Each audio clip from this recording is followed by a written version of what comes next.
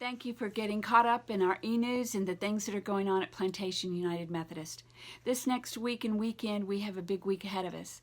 We'll be celebrating Martin Luther King Jr. weekend and holiday, a time of service and remembering of justice, as well as a transition of president and vice president in our nation. And we know that there has been so much pain and unrest and hurt, and there are so many that are anxious, as well as in the midst of COVID going up in numbers, up and down. I'm here to show you a video, just a minute video, that God is calling us, yes, not just to be aware of where God is and what's going on around us, but that we are to be and do justly acts, that we are to love mercy and to serve the least of these.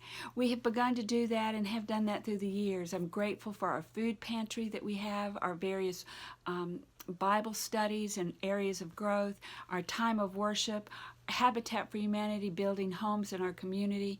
But there is so much more in this time that we need not just to be aware of, but be actively involved in setting that witness and example.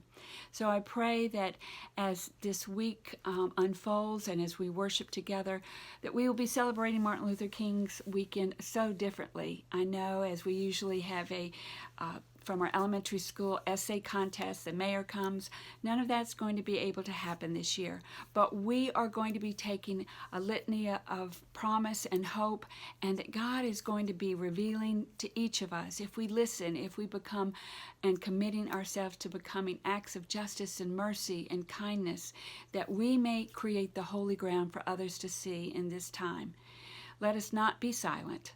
Let us grow together. Let us witness together that act of God's love and mercy for all people.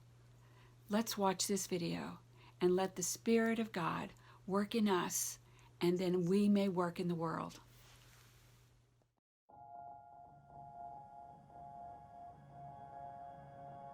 We've always perceived ourselves as people of freedom.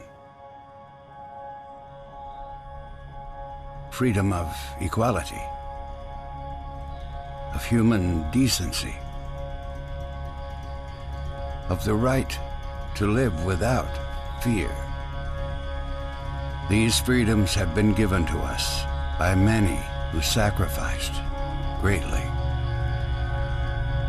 And somehow we've believed that the war has been won, that we have arrived. But if we open our eyes, we can see that the dream has not yet been fully realized, that there are still battles to fight, still inequalities present, still souls suffering,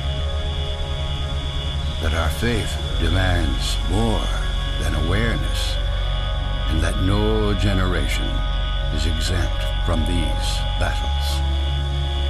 But we are held responsible to stand, to do justly, to love mercy, and to serve the least of these.